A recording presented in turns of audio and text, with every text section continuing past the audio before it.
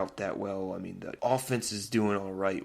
I think that's mostly because of the players they have, though, not really this scheme that they're running, because they do have two of the best receivers in the game and one of the best running backs in the game.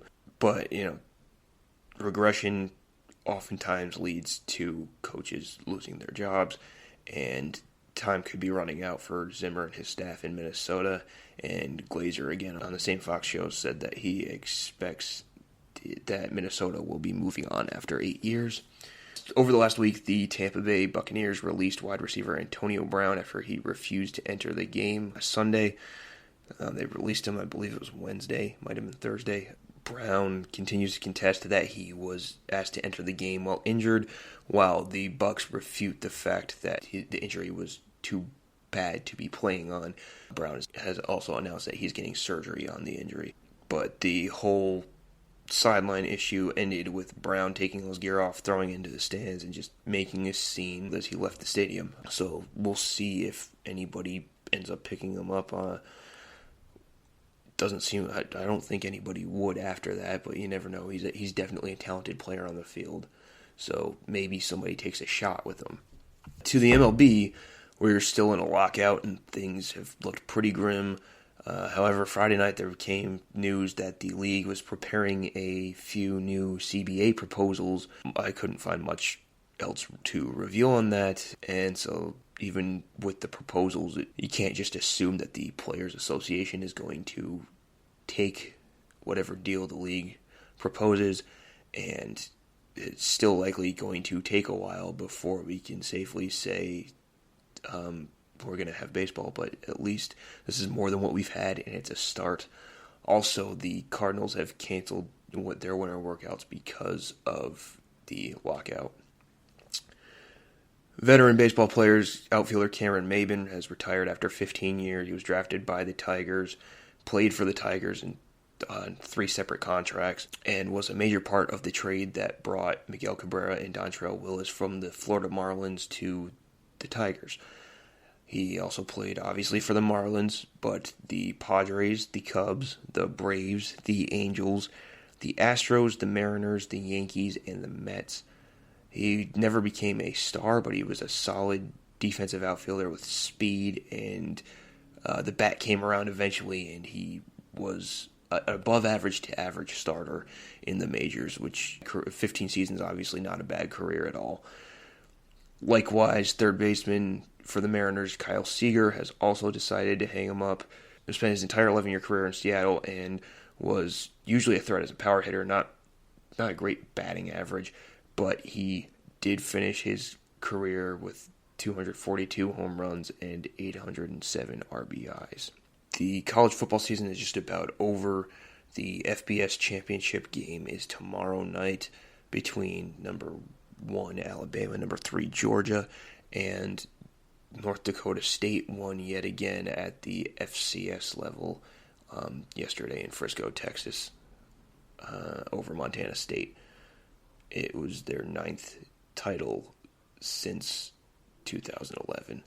But in the FBS old-fashioned rivalry, Georgia-Alabama, Georgia looking to avenge a loss to Alabama in the SEC championship. That was the only blemish on Georgia's record so far this year. Both teams were very impressive in their first-round playoff games, and I think this should be a much closer game than the first time they met. Bama will be without wide receiver John Mechie towards the ACL in the first meeting, and it was actually helping torch that Georgia defense in that game as well. So someone's going to need to step up. It was Slade Bolden in the semifinal game. We'll see if that's who steps up in this one. They definitely have the players. I mean, it's Alabama. They have 5 stars across the board. So somebody's going to be capable to at least play in spot duty. The Georgia defense is filled with NFL talent and make things difficult on opposing defenses. Obviously, like I said, Bama was an exception. Bryce Young and the Bama receivers took over with their speed in the first game. Georgia defense needs to play better and contain that speed a little bit. Keep Bryce Young in the pocket so he doesn't have anywhere to run. And also, they need to avoid putting pressure on their own quarterback, Stetson Bennett, to make a play. He's a perfectly fine and good game manager, but he is not the guy that's going to go out there and Brett Favre, Aaron Rodgers, whichever star quarterback you want to use, and just sling it around and win you a game, which is perfectly fine and complements perfectly what Georgia's team is all about. We haven't covered a lot of the NBA on recent episodes. I mean, we talked about the Christmas schedule last month, but I'm going to get caught up on that now. A couple surprise teams: Chicago Bulls, Cleveland Cavaliers, two young, surprising teams so far this year. Chicago, first place. Last I checked, they were 26-10. They probably played since I wrote this, but the addition of DeMar DeRozan has been excellent. He's averaging 26.9 points per game. His three-point shooting, again, he's not a three-point shooter. It's right around the same, 25 to 30% as it has been in his career. So that's the same. You don't expect that to change, but it's working. Doesn't really seem like they have a lot of shooting that stretches the floor, but it's working. DeRozan and Levine both averaging over 26 a game. Vucevic and Lonzo Ball playing well. And Alex Caruso has been a very good signing off the bench, has the Bulls as the number one seed in the East right now. And I didn't see that coming. I didn't really like what they did in the offseason, but hey, I was wrong. It's working. And as long as it is working, I'll shut my mouth. Also, Cleveland currently has a 21-17 record. Not an overly impressive record, but considering where they were last year, where they've been over the past couple of years, it's pretty good, and it's good enough to currently hold the 6th seed in the Eastern Conference.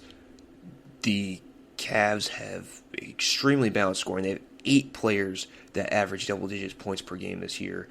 Darius Garland, the young point guard, I believe he's in his second year, might be his third year, has come into his own this year.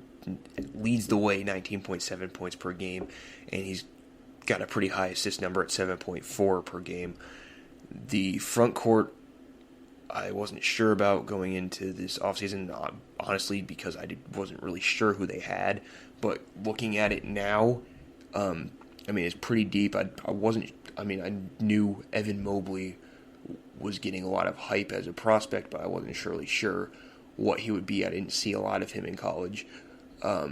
Jared Allen has been a pretty good pro. Lauri Markkanen's been a pretty good pro, and I thought he was a pretty good college player. And Kevin Love has been better than expected. I thought he might be getting ready to wrap things up, and he still could be, but he's having a really good year. They're finding good minutes for those guys, and they're all averaging in double digits, which is a good thing. So there's been a lot of progress there in Cleveland. On the other side of that progress coin are the Detroit Pistons, Orlando Magic. And Detroit beat Orlando last night, and so they have 8 wins, and Orlando has 7 wins. Neither is great, and they have young, talented teams. I'm not really sure what the problem is with either. Orlando doesn't have as good of a core, in my opinion, as Detroit does. That might be a little Detroit fan bias, but neither team is doing well this year, and they're looking at top 2 or 3 picks in the draft, and I don't really know where to go from there in terms of evaluating what's wrong with them this year. Other than, maybe they just don't have much established talent around their young, developing talent. Out west, it's pretty much been as expected, but there are a couple things that may catch you off guard if you haven't been paying attention. The Warriors are right back to their own ways. They are 29-9 in second place in the Western Conference, and that's without Klay Thompson, who is returning tonight against the Cleveland Cavaliers.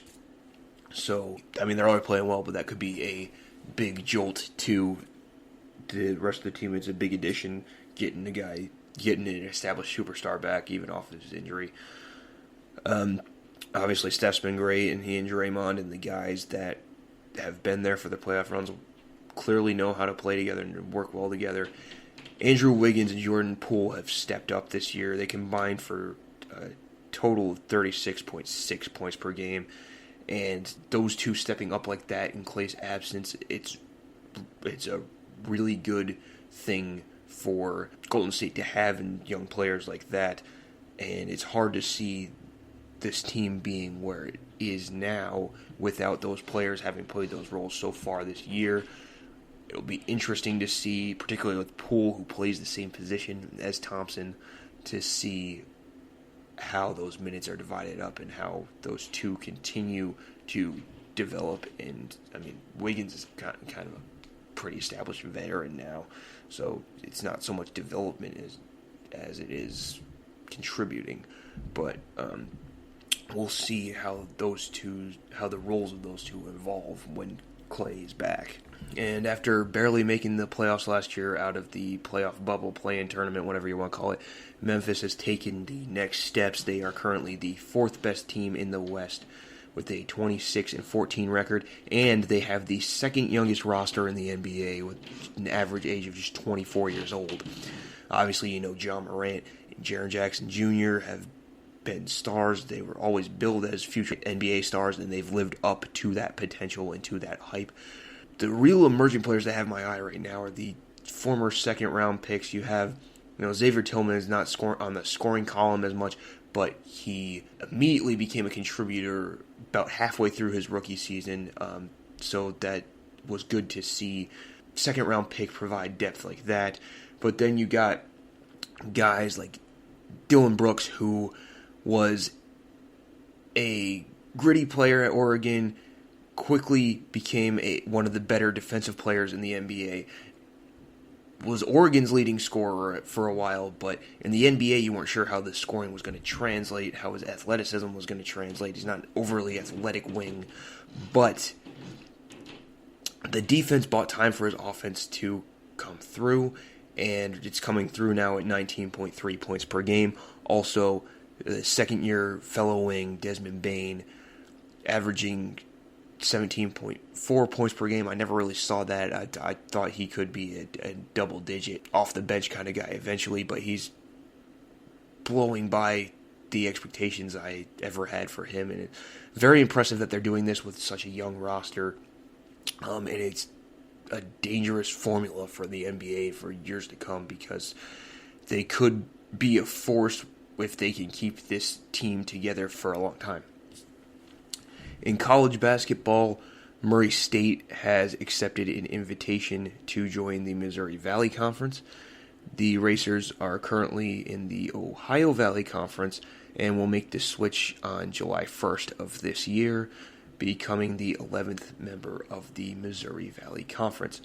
Currently in ESPN's bracketology, we're about 2 months out from the tournament and Selection Sunday. Baylor is the number 1 overall seed, defending champions. They're played very, very well this year and been very impressive despite losing a lot of players from last year's team. Memphis, Penny Hardaway, the head coach, and all those high recruits he gets, they're the first team out right now. They're not playing well. They've lost to some teams. They're the first team out right now. Virginia Tech was the last team in. What they have here is the last 4 byes, so that would be the guys that don't have to play in the play-in game: Florida, St. Mary's, Minnesota, and Creighton. The last 4 in, so that would be the first 4 play-in games: Marquette, San Diego State, Wake Forest, and Virginia Tech. The Big Ten and Big East are leading the way with 8 teams from each conference. The latest top 25 rankings stay mostly the same. There are a few changes. Iowa State drops to 11 after a loss. Arizona is back up to number 8. Auburn has jumped Michigan State. They were 1 behind, now they're 1 ahead. So Michigan State is at 10, Auburn is at 9. Tennessee and LSU fall after losses. Seton Hall drops 9 spots to 24. And lastly, for this show, we talked about the return of the USFL on the last show with the 8 teams that are coming back this spring. Now, some of the coaching hires have been announced for the teams. The Tampa Bay Bandits will be coached by Todd Haley, notable former NFL head coach and offensive coordinator, who helped the Cardinals to a Super Bowl as offensive coordinator, and then earned the Kansas City head coaching job, ended up being fired there, went on to serve as the Steelers offensive coordinator for a while, and I'm not sure where he's been lately, but that is essentially his background. New Jersey Generals, Mike Riley, former NFL head coach,